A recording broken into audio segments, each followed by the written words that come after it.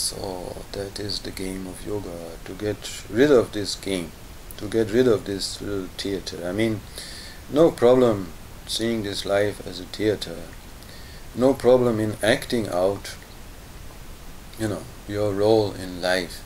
But remember, you are an actor. Remember that you are just playing a role. Don't identify with the role. Don't take it serious. Don't take it personal. It's just a game.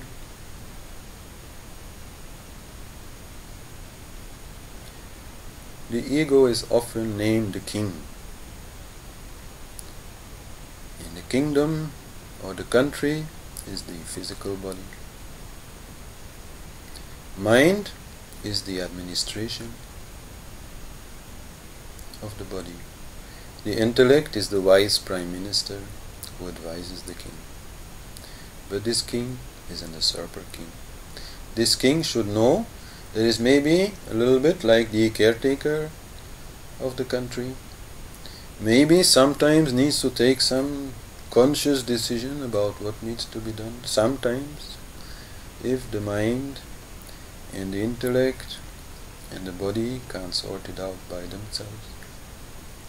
But the king should always remain devoted and humble in front of God, which is the self. It is choosing between I am or I am this. The moment the king believes he really is the one who is responsible for this country, there will be no end to his worry, there will be no end to his ego, there will be no end to his mistakes. The moment he understands that the country, the mind, the intellect, all are ruled by the self, all are ruled by God, that he is just a caretaker, then he will have no problem.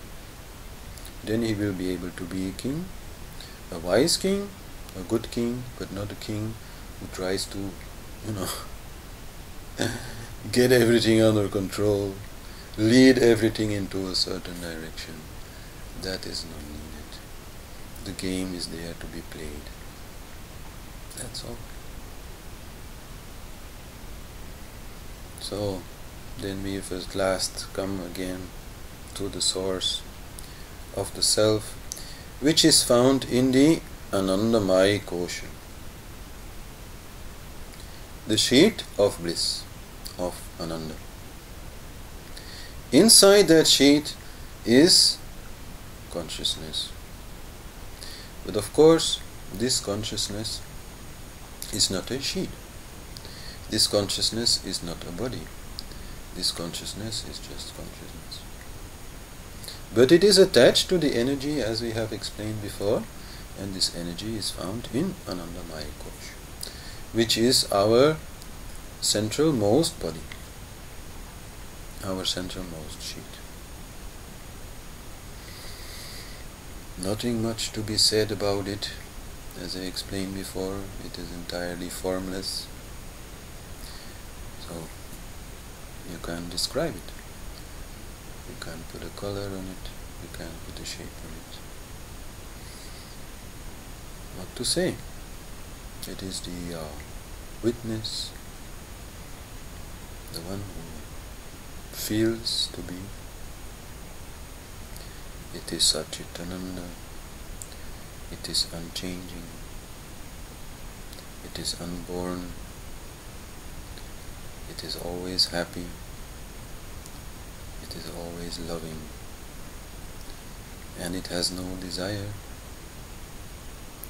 because it cannot change.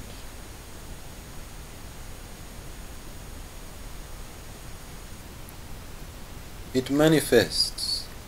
That is all that can be said about it. It manifests into the energy field as all these bodies, as all these layers.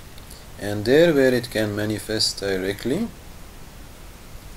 its manifestation will be beautiful, will be peaceful, will be helpful. Where we start getting in, where the ego starts getting involved, When the ego starts thinking it has to do something, there all problems comes. So we can say that all good things come from the self and all bad things come from the ego. Although of course good and bad are also an illusion, but still this is something that can be said.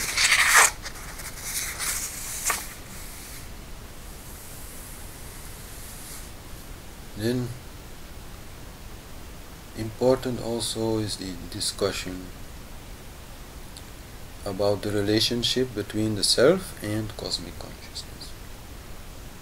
We can say that this self, this feeling I am, is an illusion also. The first and last illusion. But not so much in the feeling I am, neither in the feeling I am this or that or such, but in the feeling I am here. Because that is what we still feel. When we stop thinking, then we feel our existence. But this existence still seems to be limited somewhere. Even if our consciousness of our physical body, energetic body, is gone, then even this existence can be felt to be limited to a certain place. But that is still, of course, an illusion, because the self is cosmic consciousness. We are God. Let there be no doubt about that.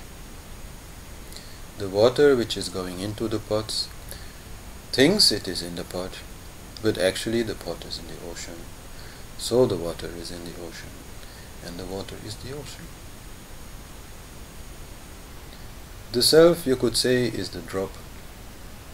Cosmic consciousness, you could say, is the ocean. From the point of view of the ocean, the drop is just a drop. But from the point of view of the drop is the ocean. So this discussion is really not needed.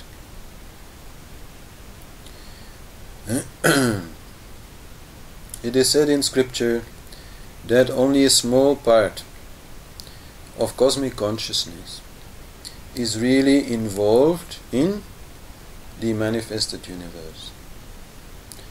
So that apart from all these little drops of cosmic consciousness which are inside bodies, there is still an ocean of cosmic consciousness outside of it, which is entirely unrelated to it, which is entirely peaceful, which is entirely happy.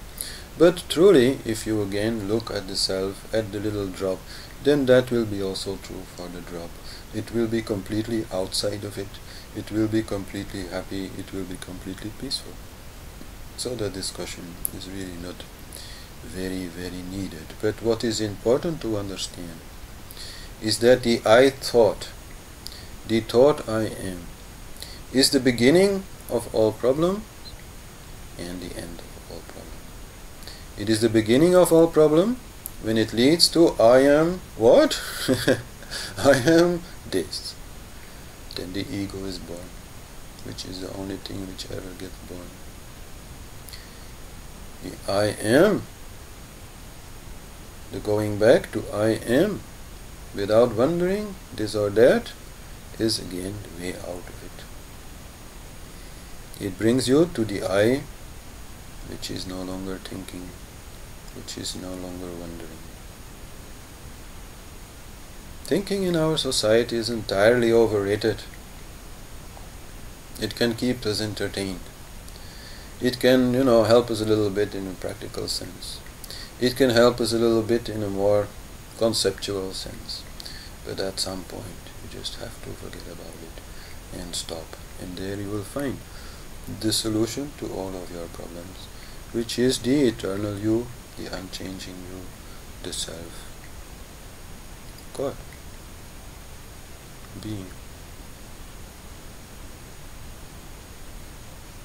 So just be.